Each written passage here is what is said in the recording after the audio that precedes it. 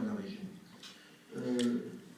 Sur la rupture des liens avec Israël, il y a des progrès qui sont faits. La campagne d'EDS a obtenu cette année des progrès sensibles. Alors, il faut bien comprendre, on sait bien qu'on ne mettra pas à genoux l'économie israélienne, mais atteindre à l'image d'Israël, faire que petit à petit, ce pays sera considéré comme l'Afrique du Sud de l'apartheid a pu l'être. Je pense, c'est peut-être mon optimisme, mais je pense que c'est temps. Et je pense que ça arrivera d'ici un temps qui ne sera pas, si le nouvelle ça, donc une très sérieuse perte d'image.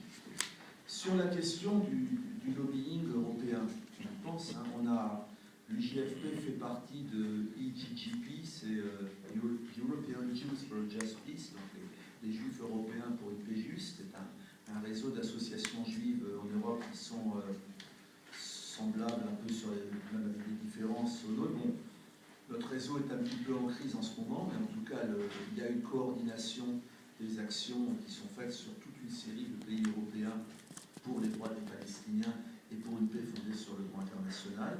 Et puis on fait aussi partie d'un réseau qui est animé notamment par l'ancien sénateur belge Pierre Galland, qui était au tribunal Russell international, qui s'appelle ICCP.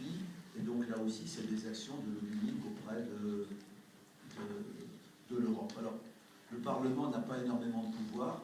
Je vais vous faire remarquer que sur la flottille, les Israéliens, quand ils ont arraisonné la flottille et qu'ils ont tiré sur les membres du Madi Marmara, il y avait des personnalités célèbres à bord, dont des députés européens, et ça n'a absolument pas arrêté l'armée israélienne pour faire ça. Mais bon, le problème, c'est que ce n'est pas le Parlement européen. Le Parlement européen, par exemple, était contre le rehaussement des relations économiques entre Israël et l'Europe, et c'est la Commission qui l'a décidé, et qui a donc permis que, y compris les produits des colonies, arrivaient taxés sur nos États. Donc, il y a, je crois, directement une interpellation de nos dirigeants politiques, parce que ça se joue bien à la tête de l'État. Bon, je terminerai sur l'histoire de suicidaire. Les Israéliens ont... D'abord, suicidaire, j'ai été étonné d'un ami qui m'a dit qu'il pensait vraiment que c'était de plus en plus suicidaire, qui est Dominique Vidal, qui n'avait pas ces idées-là il y a quelques années, mais qui pense un peu comme moi que les Israéliens ont cassé toutes les possibilités de compromis unanime. C'est-à-dire qu'ils se sont mis dans une situation, ça passe ou ça casse, dans une situation où la colonisation est irréversible, on ne reviendra pas dessus. Il n'y a pas de compromis sur cette question-là. Donc, ils ont tué le projet historique du sionisme qui était un État juif ethniquement pur. Ils sont rentrés à l'insu de leur plein gré dans une situation d'apartheid qu'ils vont être obligés d'assumer de plus en plus ouvertement. Et ça, politiquement, assumer dans l'Union mondiale l'apartheid, ce n'est pas quelque chose d'évident.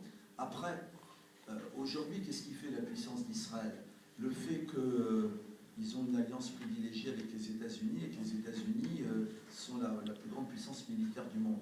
Est-ce qu'on est sûr que dans 25 ans, les deux seront toujours vrais?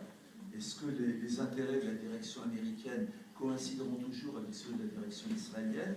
Et est-ce qu'on est sûr que les États-Unis seront toujours la puissance sans rival? Donc ils se sont mis... Alors, en même temps, le sionisme a su répondre à des situations politiques extrêmement variées depuis l'Empire ottoman, le mandat britannique, le génocide nazi et tout. Donc, ils auront peut-être la possibilité de rebondir, mais ils se sont mis eux-mêmes dans une situation qui, de leur point de vue à eux, est aussi suicidaire. Un certain nombre de dirigeants israéliens le savent et disent à demi-mot, si ça arrive, les plus riches partiront, les plus pauvres vivront